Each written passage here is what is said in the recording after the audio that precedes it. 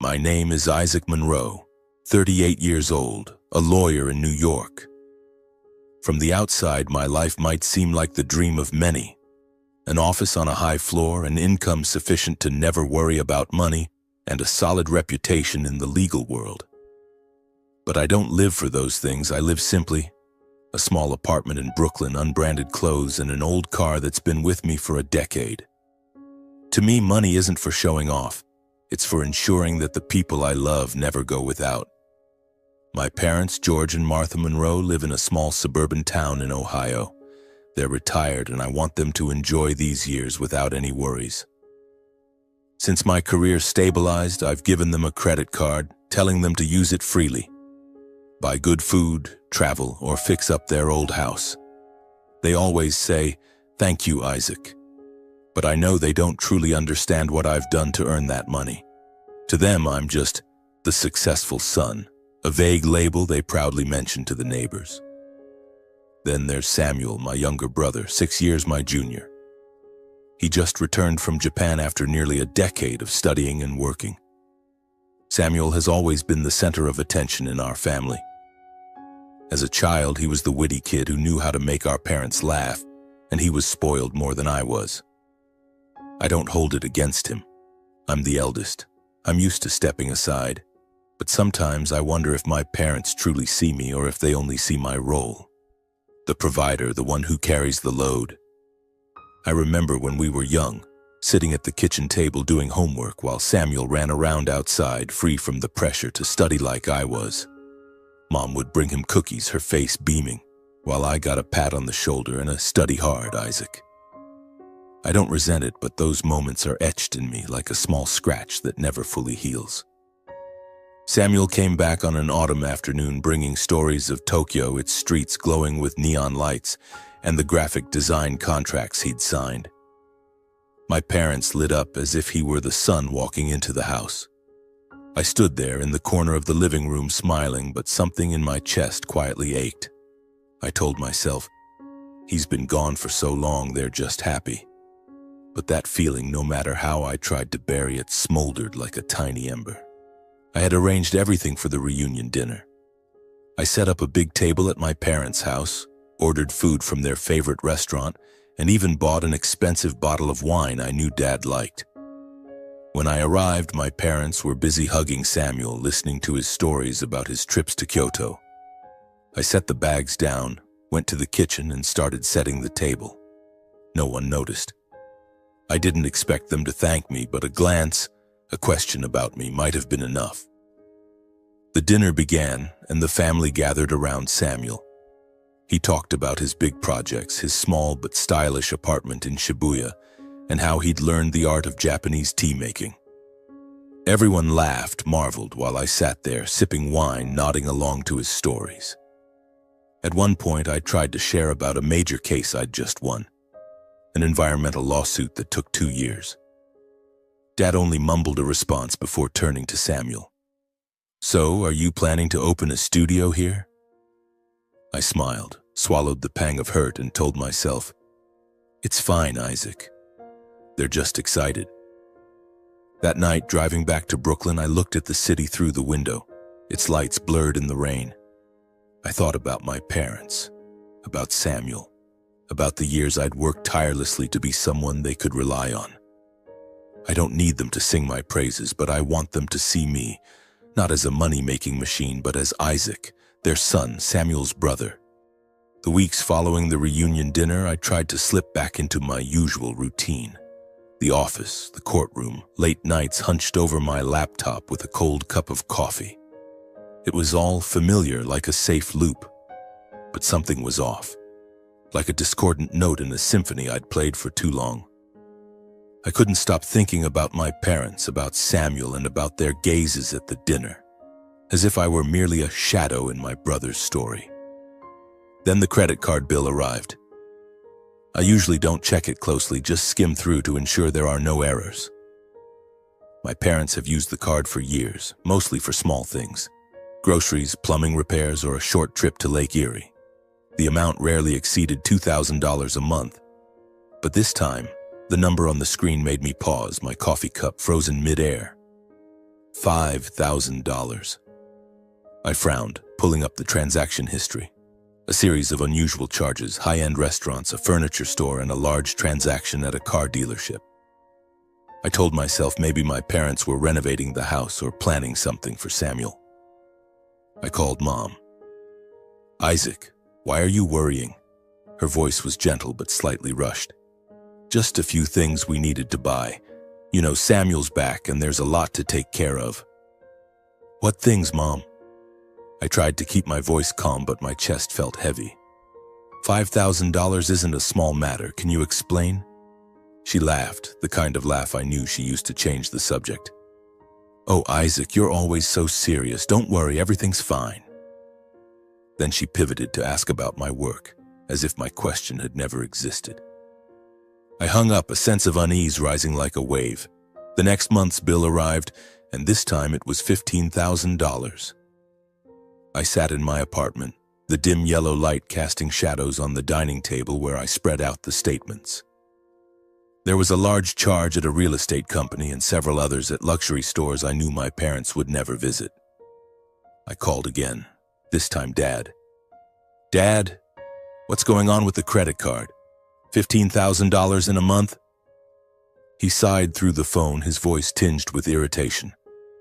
"Isaac, don't make a big deal out of it. Just some necessary things. You make good money, don't you? What's the harm in letting us use a little?" I bit my lip, swallowing the words I wanted to say. "I just want to know where the money's going, Dad. I'm not being stingy, but I need to understand. It's just family matters, Isaac. Don't ask too much." Then he hung up. I sat there, staring at the darkened phone screen, feeling as if someone had punched me in the chest. Family matters. The phrase echoed in my mind, but it didn't bring the warmth it once did. It felt like a wall, keeping me from the truth. The following month, the bill skyrocketed to $50,000. I didn't call again. I couldn't bear the way my parents dodged my questions, the way they made me feel petty for wanting the truth. I started digging deeper, downloading the full transaction history to my computer. The charges were no longer random. They followed a pattern. A large sum at a BMW dealership, another at a real estate company, and several others for watches and designer clothes. My blood boiled, but I told myself to stay calm. There had to be an explanation. Surely my parents wouldn't. I began to suspect, so I logged into Facebook and checked Samuel's profile. There was a photo of him standing in front of a new BMW, his smile radiant with the caption, "Welcome to the new chapter." I scrolled down, my heart pounding. Another post a few days later, Samuel posing in front of a modern house with gleaming glass doors, captioned, "New house, new life, thanks to those who always support me." Mom's comment below, "So proud of you, Sammy." I slammed my laptop shut, my breathing heavy. I didn't want to believe it, but the numbers didn't lie. I cross-checked the dates on Samuel's posts with the transactions on the card. They matched perfectly. The car, the house, all paid for with money from my credit card. My money. That night I didn't sleep. I sat on the couch staring out the window, the city lights flickering like wordless questions. Why didn't my parents tell me? Why did they use my money to buy those things for Samuel without even asking me? I thought about the years I'd slaved away, the sleepless nights finishing case files, the way I lived frugally so my parents could live comfortably. And now, I felt like a fool, a tool exploited. I wanted to scream, to call my parents right then and demand an explanation. But I didn't. I just sat there in the darkness, the pain spreading like ink on paper. I knew I had to confront them. The next morning, I didn't go to work. I called in sick, a rarity that surprised my assistant over the phone. I drove to Ohio, 4 hours on the highway, my mind swirling between anger and hurt. I didn't call ahead. I didn't want to give my parents time to prepare their answers. I needed the truth, and I needed to hear it directly from them. When I arrived, my parents were in the backyard, Mom watering plants, Dad sitting in a chair reading the newspaper. They looked at me surprised but showed no signs of concern. "Isaac, Why didn't you let us know you were coming? Mom set down the watering can, wiping her hands on her apron, her smile as warm as ever. But I didn't smile back. We need to talk, I said, my voice harder than I intended, about the credit card. Dad folded the newspaper, frowning. This again?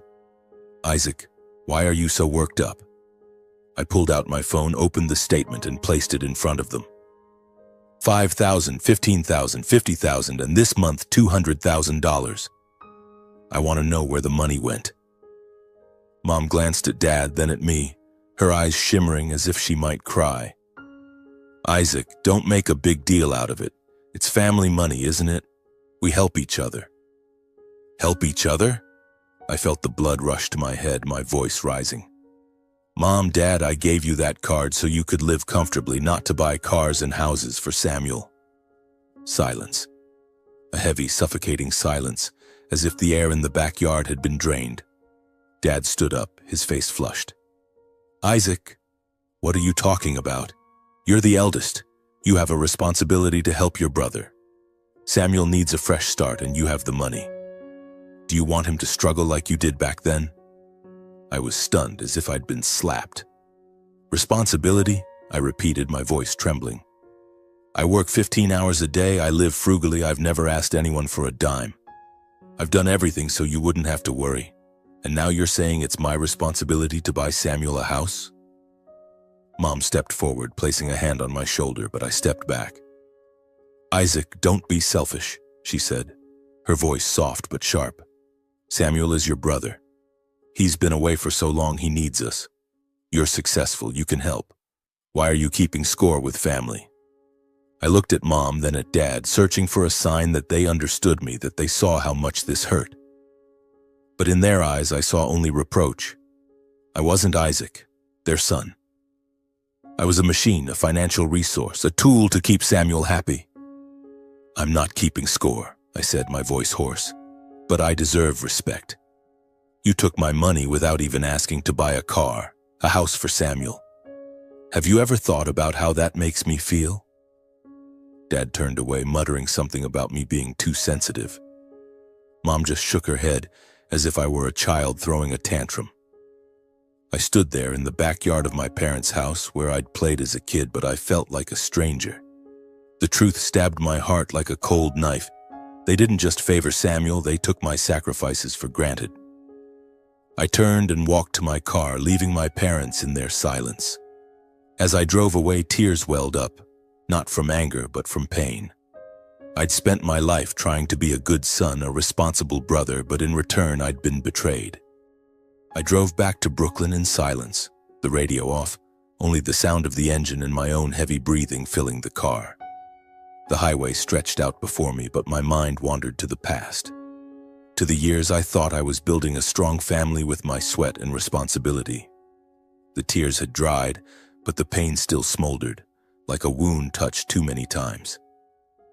I remembered the early days of my career when I was 25, fresh out of law school, working for a small firm with a barely livable salary.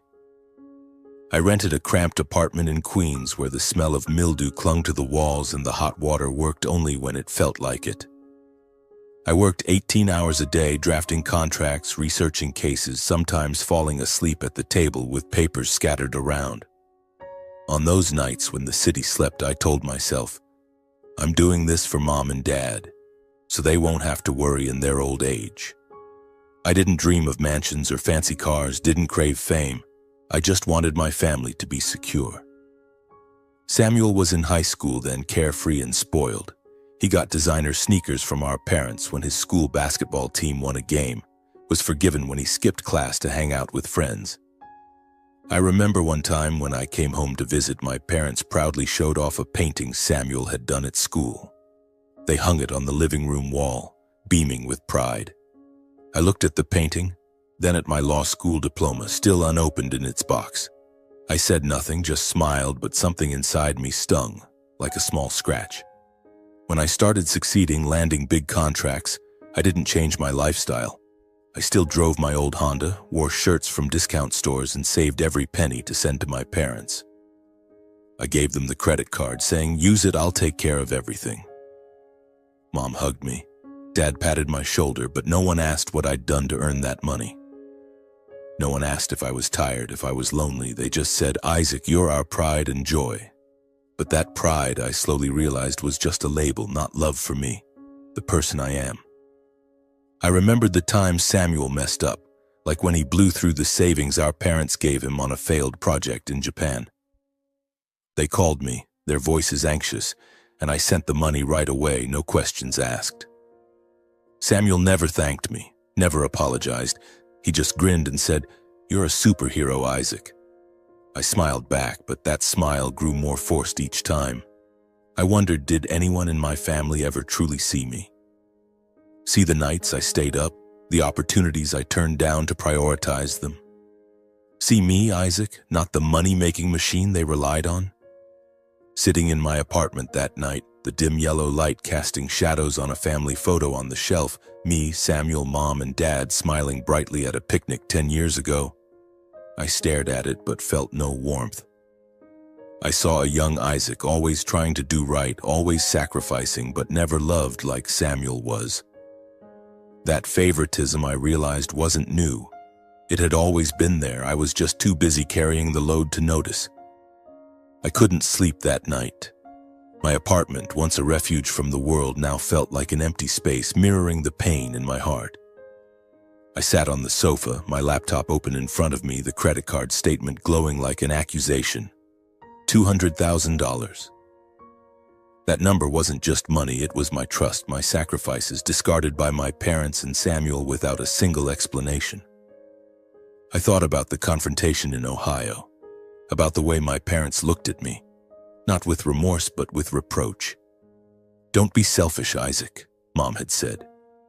"You have a responsibility," Dad had said. But what is responsibility if it's only a one-way street?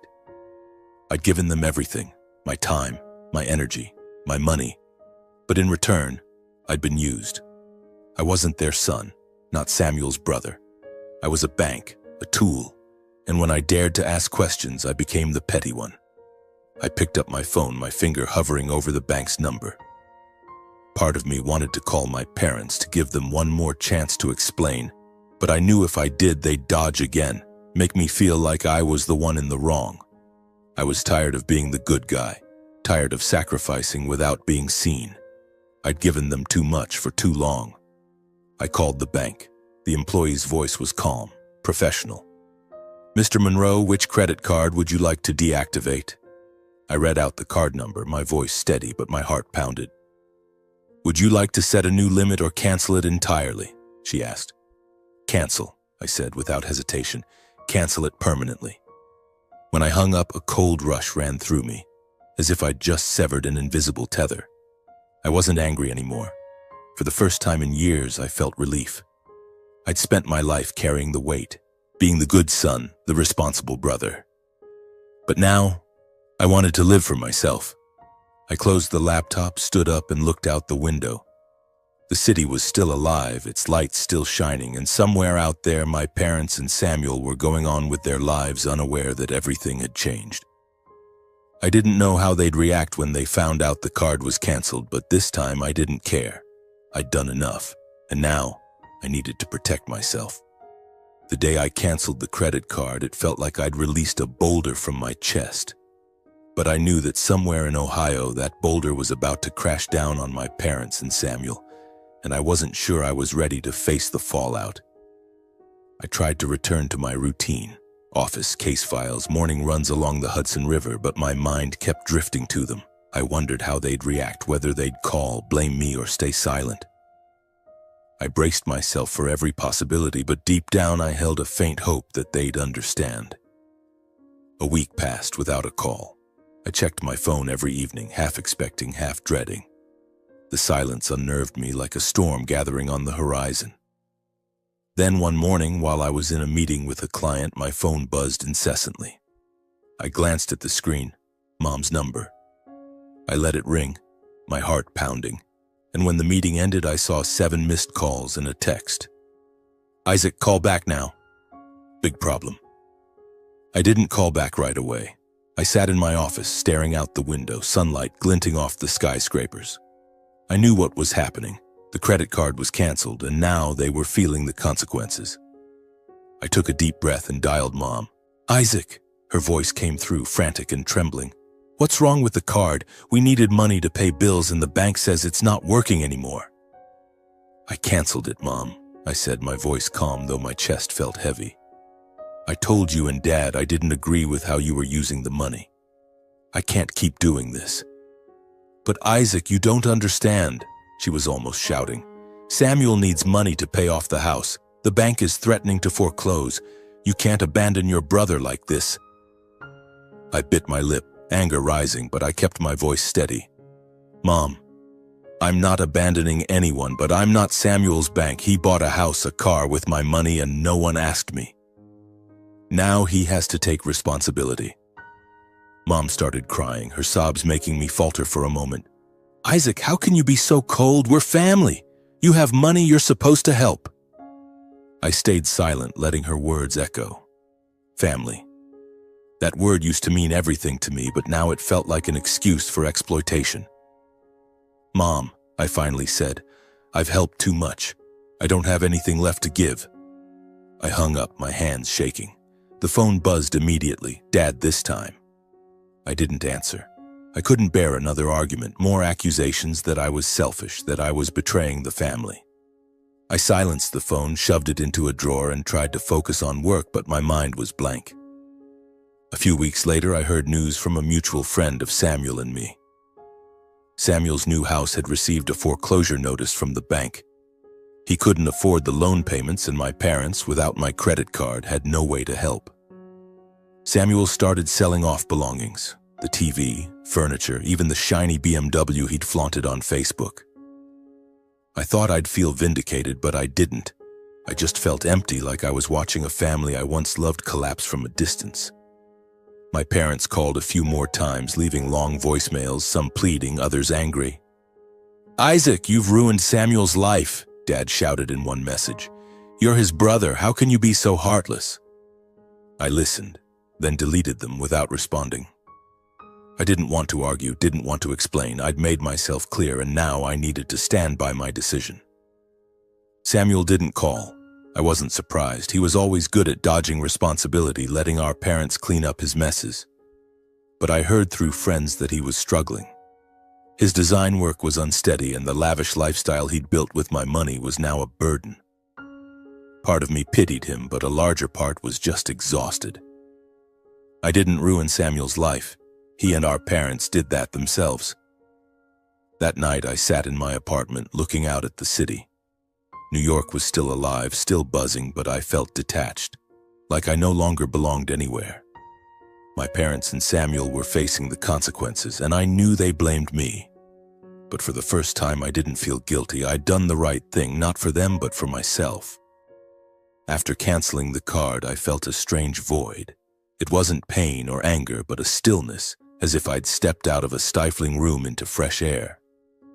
For the first time in years, I didn't have to worry about my parents, Samuel, unexpected bills, or the invisible responsibilities weighing on my shoulders. It was just me, and that was both terrifying and liberating. I began to change, not in grand ways, but in small steps, as if relearning how to live. I stopped checking my phone every hour, stopped waiting for accusatory messages from my parents. I spent evenings reading books, listening to jazz, or walking along the Hudson River, letting the city lights remind me that life goes on.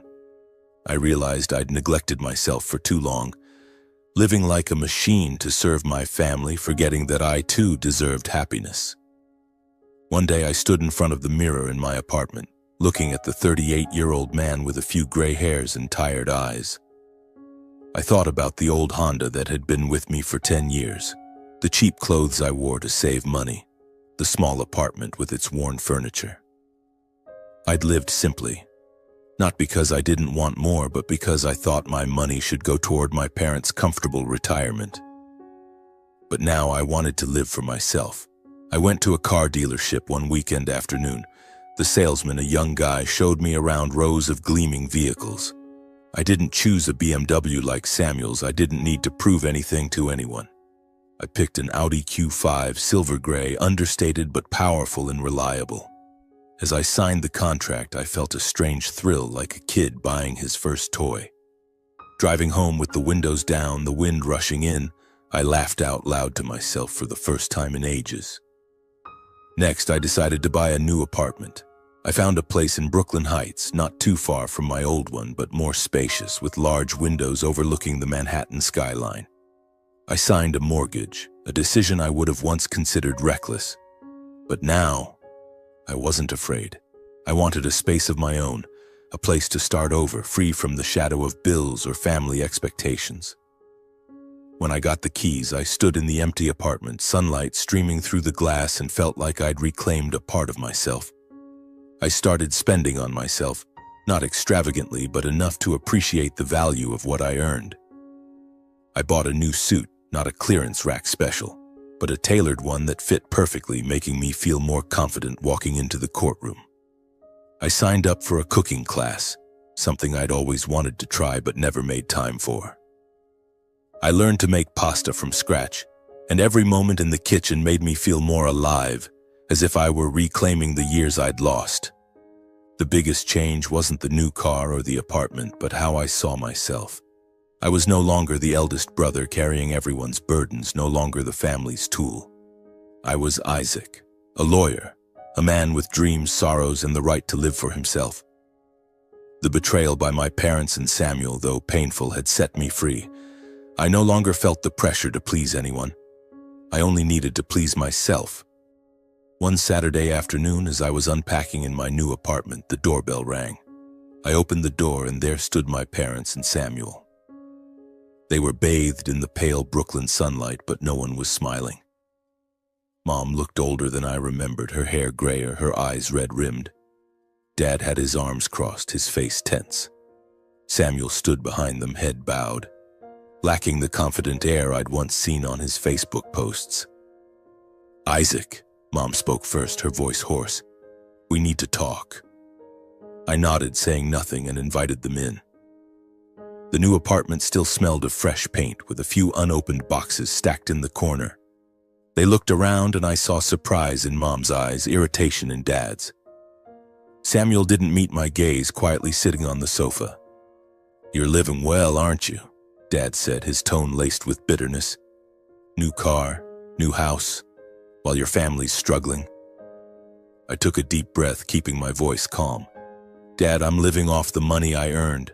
I don't owe anyone anything." Mom started crying. "Isaac, we were wrong.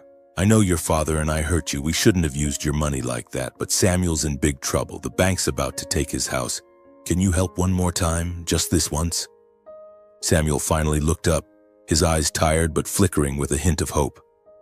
"Isaac, I'm sorry. I didn't think things would get this bad. I just wanted a fresh start. If you help, I swear I'll pay you back." I looked at them, my parents, my brother, the people who once meant the world to me. Part of me wanted to reach out, to fix everything, to be the big brother who always solved problems.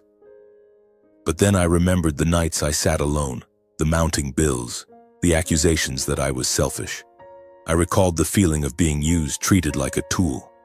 And I knew that if I helped this time, it would all happen again. "No," I said, my voice firm. "I've given too much. I gave you the card so you could live comfortably, not to buy houses and cars for Samuel. I'm sorry Samuel's struggling, but that's not my responsibility." Dad shot to his feet, his face flushed. "Isaac, what are you saying? You're abandoning your brother, your family?" "I'm not abandoning anyone," I replied, meeting his eyes. "I'm choosing myself. You chose Samuel, used my money without asking. Now you have to face the consequences." Mom sobbed, but I didn't waver. Samuel lowered his head, silent. I stood up and opened the door. "I think we're done here." They left without looking back. When the door closed, I stood there, my heart pounding, but not from pain. I felt relief, as if I'd finally cut the last tether binding me. I wasn't angry anymore. I just wanted them out of my life. The following month, I fully settled into my new apartment. I hung a painting on the wall, a seascape I'd bought during a short trip to Maine, where I stood before the ocean and felt peace for the first time in years. I drove my new Audi to work, not to show off, but because I loved the sense of freedom behind the wheel. I wore my new suit, stood in the courtroom and felt stronger, no longer haunted by my family's expectations.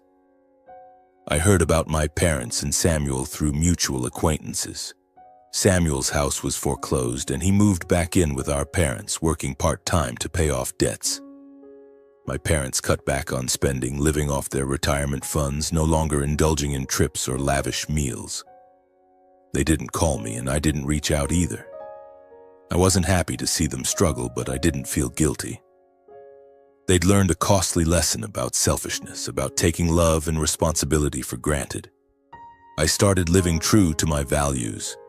I joined a nonprofit organization helping young people from tough backgrounds start their careers because I knew what it was like to rise on your own. I traveled, not extravagantly, but enough to see the world. A week in Iceland, a hiking trip in Colorado.